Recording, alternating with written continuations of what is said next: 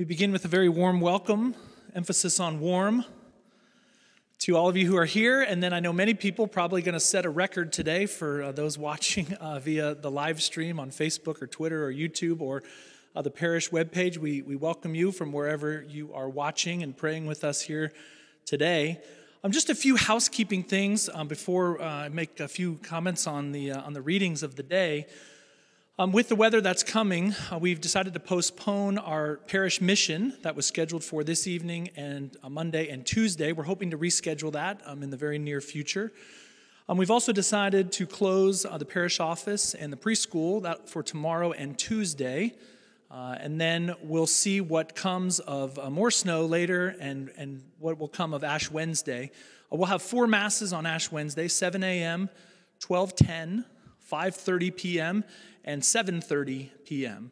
The 5:30 and the 7:30 in Spanish will both be live streamed as well. So make your plans for Ash Wednesday. Today, across the Diocese of Tulsa, 26,000 square miles and 77 parishes, we're also talking just a brief moment about the Diocese of Tulsa Faith and Works annual appeal. So if you're not a registered parishioner, if you are a registered parishioner from whether here in the church or at home, you should have received a mailing from the diocese outlining what the Faith and Works annual appeal is all about. If you're not a registered parishioner, you can take a look at the envelopes that are in your pews. It's just a wonderful opportunity for us to assist the bishop in his work of evangelization. As you know, Oklahoma is not a very Catholic place. We run maybe 5% of the population. There is tremendous work to be done all across the diocese. And the Faith and Works Appeal helps parishes and helps the bishop to do that work, whether it be subsidizing much smaller parishes that perhaps can't afford a resident priest, the work of vocations, the work of the Safe Environment Program, protecting kids, vocations, I've already said that, marriage, just the number of things that the diocese is doing would blow you away. And it's all there in the Faith and Works Appeal. So I hope you'll take a good look at it. Our parish goal is $82,000. Our goal is to meet that and exceed that for the future of the diocese. So I appreciate you taking a look at that. I want to talk just for a moment about Christmas. Seems weird to talk about Christmas in February. But one of the great joys of Christmas, perhaps especially for children, but also for those of us who are not children, that on Christmas, when the kids come downstairs and there's a bunch of presents under the tree, right? There is a great joy in receiving a present. It's all wrapped up. It's got a big bow on it. The great joy of receiving a present. Now, imagine taking that present and never opening it. You just sort of hug the present and say, oh, this is great. This is a great present. But you never open it. We would say, that's no good. It must be opened in order to then be enjoyed. But there's also joy, we know, in giving. There's joy in giving. When we give a present to somebody else, when we see them open it, there is tremendous joy to be had, knowing that you have given somebody something that they want or that they need. St. John Paul II coined a phrase back in the 80s called the law of the gift. And what he meant by that is that our lives, your life and my life, our lives are meant to be given away. Our lives are not meant to be sort of kept for ourselves. Our lives are meant to be given away. And we do that in a whole bunch of different ways. In the life of a parish, in the life of a family. We can do it even in our workplaces. Wherever we are, we can give our lives away to others. Receiving is good, but giving is even better. And we're given a beautiful example of that today in the second reading from St. Paul to the Corinthians. St. Paul, I've said this before, but I'll say it again because it's one of the great conversion stories in the history of the church. St. Paul used to kill people for a living. Think of him as a first century hitman. It's what he did for a living. St. Paul has an encounter with the risen Lord in Acts of the Apostles chapter 9, and his life changes forever.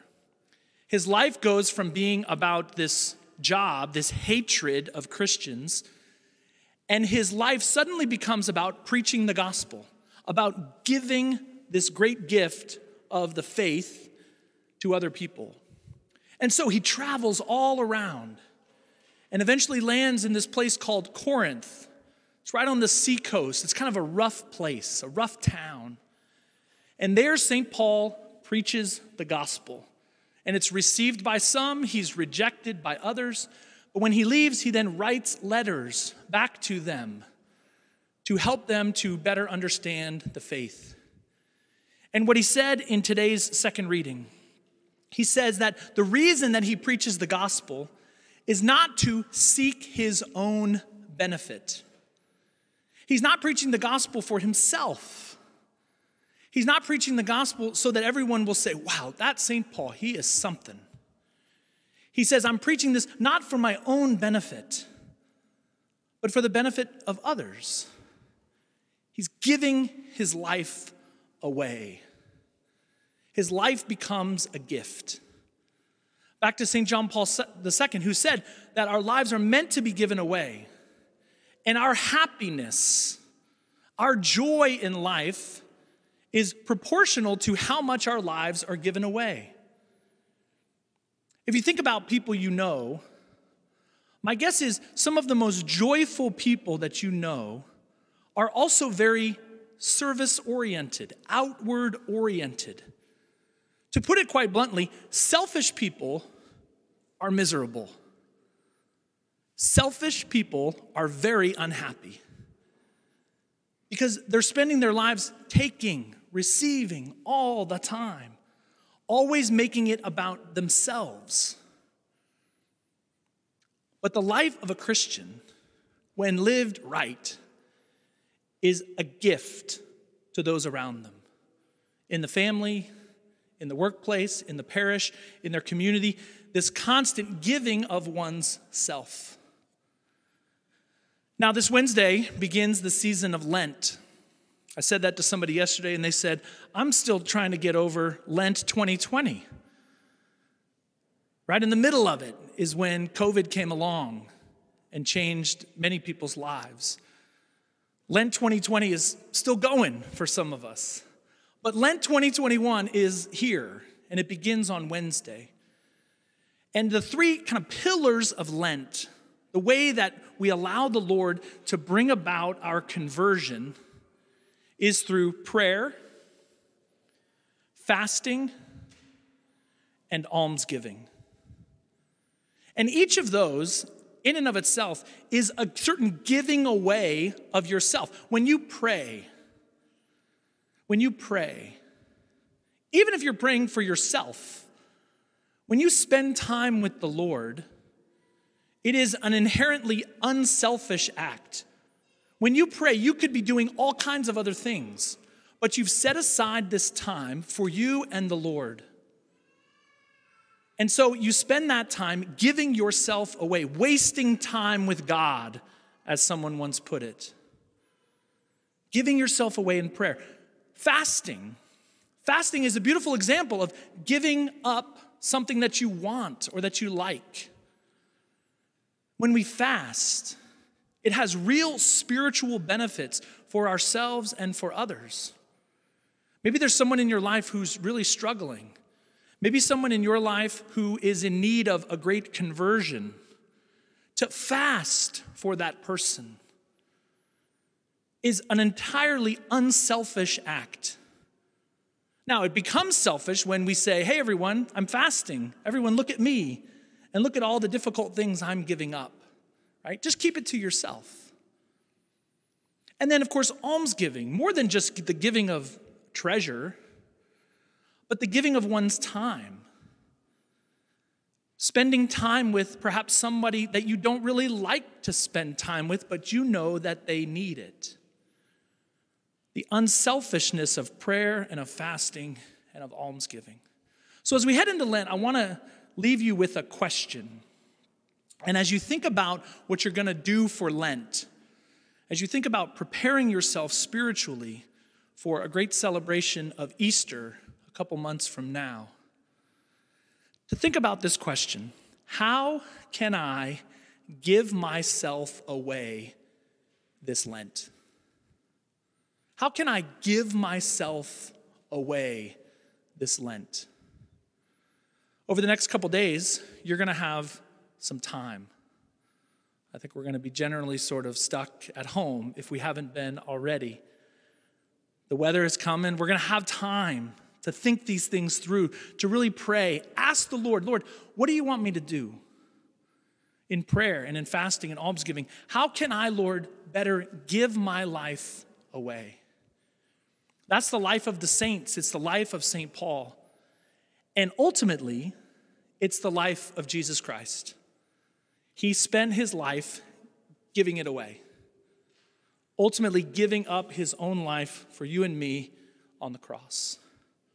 How can I give myself away this Lent to my spouse, to my children, to somebody in this parish, to somebody who is in need? Who can I pray for? Who can I fast for? And to whom can I give alms?